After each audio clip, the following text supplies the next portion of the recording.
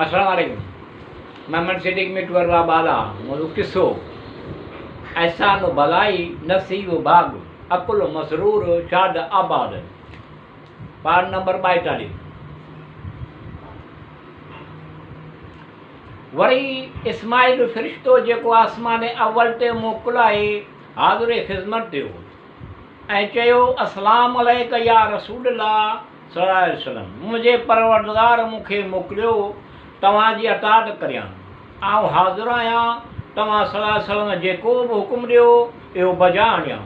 तव्हां फ़रमायो त सितारनि खे उन्हनि मथां किरायां त उहे सड़ी वञनि। वरी आफ़्ताब जो मोकिलायो ऐं चयो अस्सलाम अलैका या रसूलल्लाह सल्लल्लाहु अलैहि वसल्लम, अगरि तव्हां हुकुम ॾियो त उन्हनि जे सिरनि मथां आफ़्ताब खे वेझो करियां त उहे सभु सड़ी वञनि। वरी ज़मीन जो फ़रिश्तो आयो, चयो अस्सलाम अलैका या रसूलल्लाह सल्लल्लाहु अलैहि वसल्लम, तव्हां सल्लल्लाहु अलैहि वसल्लम जिन हुकुम ॾियो हक़ ताला मूंखे तव्हांजे अताअत लाइ मइमूर कयो आहे। तव्हां सल्लल्लाहु अलैहि वसल्लम जिन फ़रमायो त ज़मीन खे हुकुम करियां त उन्हनि खे कीअं छॾे। वरी जबलनि जो फ़रिश्तो आयो, चयो अस्सलाम अलैका या रसूलल्लाह सल्लल्लाहु अलैहि वसल्लम, चयो मूंखे तव्हां सल्लल्लाहु अलैहि वसल्लम जिन जी फ़र्मा बरदारीअ जो हुकुम ॾिनो आहे। तव्हां हुकुम ॾियो त जबलनि खे हुकुम करियां उहे उन्हनि ते टकराइजनि ऐं रेज़ा रेज़ा थी वञनि।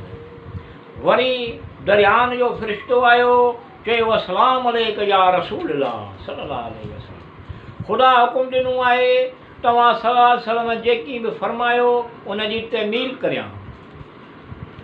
तव्हां सल्लल्लाहु अलैहि वसल्लम जिन हुकुम ॾियो त दरियाहनि खे हुकुम करियां त उन्हनि खे ग़रक़ करे छॾीनि। जॾहिं सभिनी फ़रिश्तनि इज़हार तक़रब कयो त हज़रत सल्लल्लाहु अलैहि वसल्लम जिन फ़रमायो मुंहिंजे मदद करण लाइ मइमूर थिया आहियो। अर्ज़ु कयूं हा,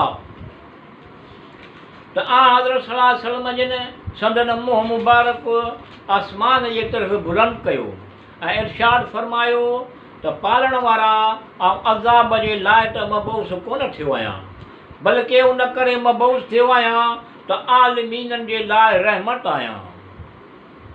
जॾहिं राति थी त जनाब अली अमीरुल मोमिनीन ऐं जनाब ख़दीजा रज़ी अल्लाह ताला अन्हा जिन हज़रत सल्लल्लाहु अलैहि वसल्लम जिन खे घर वठी आया।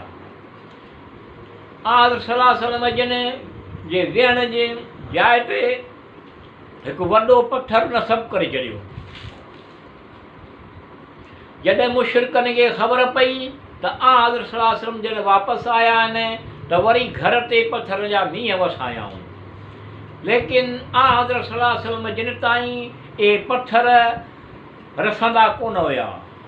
हज़रत सल्लल्लाहु अलैहि वसल्लम जिन जे साम्हूं जनाब ख़दीजा रज़ी अल्लाह ताला अन्हा ऐं अली अलैहिस्सलाम जिन बीठा हुया, उहे पथरनि खे संदन जिस्म सां रोकींदा हुया। आख़िर हज़रत ख़दीजा रज़ी अल्लाह ताला जिन चयो मुशरिकीन कुरैश, तव्हां संसारी करे वठा, तव्हांखे शर्म कोन थो अचे।